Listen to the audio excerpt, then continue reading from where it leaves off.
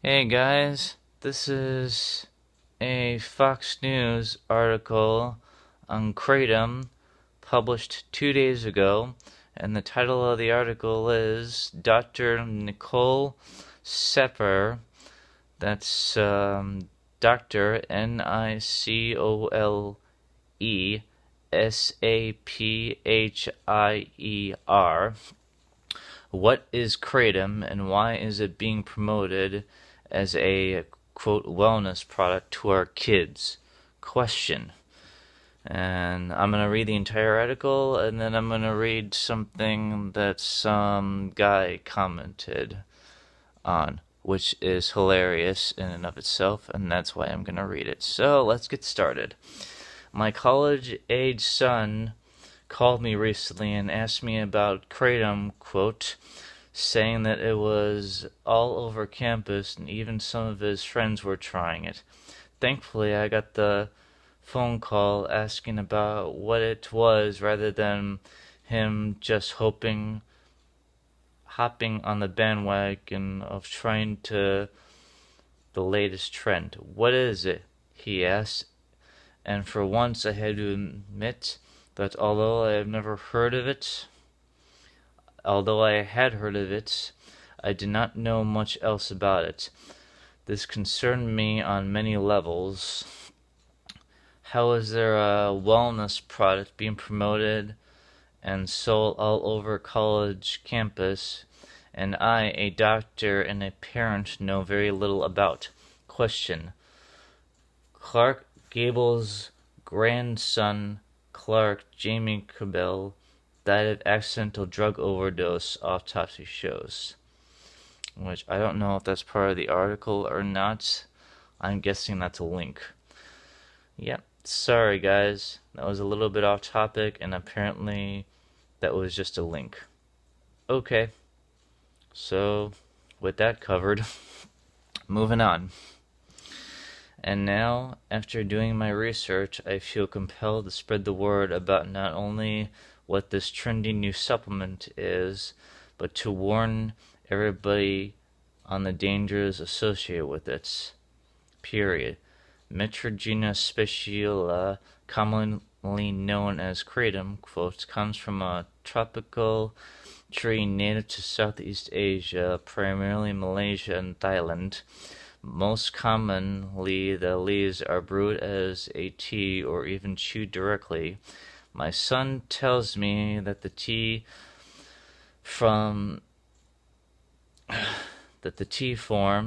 is most common, and a tea labeled green tea and kratom is quite popular and being sold in most stores around his campus.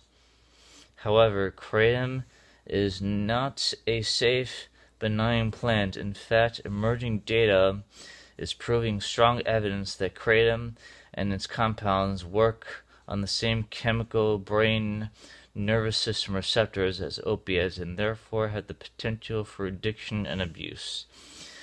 It is because of this opiate association that people are using kratom for pain relief and euphoric high. But patients are also, according to the FDA, using kratom to treat opiate withdrawal symptoms. Alarmingly, this can lead to further dependency, withdrawal, and abuse. Quote, manufacturers of these products should not be allowed to mislead consumers into believing kratom is a quote-unquote safe alternative to opiates, or that it is an effective therapy for any disorder. Since kratom products are not regulated or required to be tested, there may be a risk of contamination by toxic substances or other drugs. The use of kratom is also associated with serious side effects such as seizures, liver damage, and withdrawal symptoms. Period. Earlier this month, the FDA issued a warning about heavy metal contamination in 30 kratom products they tested, so not only and going back on that, those are mostly California standards from what I've heard, which is, by the way, are ridiculous. So that's all I'm going to say about that little tidbit. So not only are you introducing an opiate-like substance into your system, but you may also be slowly poisoning yourself with lead and or other heavy metal that cause long-term damage. There have even been reports of kratom being laced with other opiates like hydrocodone. Using kratom, especially in combination with opiates or other psychoactive drugs that affect our brain, has resulted in death. But even when not mixed with other prescription or illicit drugs, kratom might result in death. There's clear data on the increasing harms associated with kratom. Call the U.S. Poison Control Center regarding kratom have increased tenfold from 2010 to 2015, with hundreds of calls made each year. And U.S. health officials are now saying overdose deaths involving the herbal supplement are more common than previously reported. A government report released last week said kratom was involved in 91 overdose deaths in 27 states. Officials previously said they knew of 44 nationally. Although the majority who had died had also taken heroin, fentanyl, or other drugs, kratom was detected as the only substance in several of those deaths. We are still on the midst of a monumental opiate epidemic. Manufacturers of these products should not be allowed to mislead consumers into believing kratom is a, quote, safe alternative to opiates, or that it is an effective therapy for any disorder. Bottom line, there are no FDA-approved uses for kratom, and we are seeing very concerning evidence about its safety. So in no way can I tell you, my son, in no way I can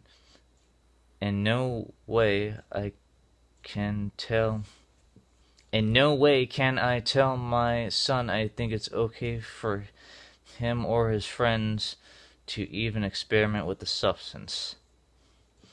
And let me get to the comment section here right now. This was a user by the name of Enlightened Baloney. Funny name, huh? Dr. Mom, you broke the rules of professionalism by penning an op-ed that is meant to be informative, yet based on emotionality. Inherent internet research is not scientific research. You're getting your information, which you carefully cherry-pick to support your obvious bias, from slanted sources. You wrote this as a parent, not an expert or a doctor. As someone who does know quite a lot about the pharmacological properties and the medical value of this century-old botanical wonder, I was applaud at your headline. Really? Kratom being pushed on children? Question. College students are not children.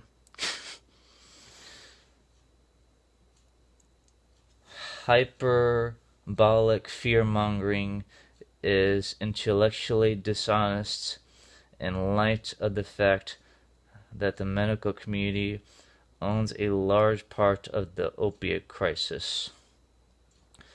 Now you want to make it difficult for people who rely on kratom for everything from chronic pain management to relief from horrific withdrawal symptoms, based on the dishonest smear campaign being perpetuated perpetrated by big pharma lobbyists. How very irresponsible of you to cite your sense of responsibility as justification for speaking out about something you know precious little about.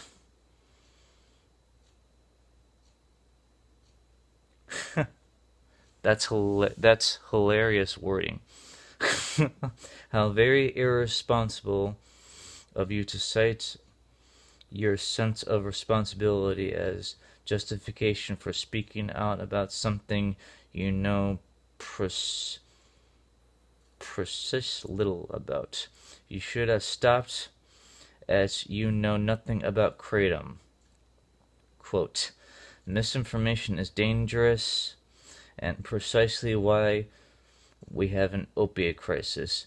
It's why chronic pain patients are suffering. Kratom saves them from pain-related depression and immobility if they know about it. We mourn those who use heroin to replace the much safer opiates they can no longer obtain. Thanks for nothing. He said it. Much love. I'll see you in the next video. Yeah.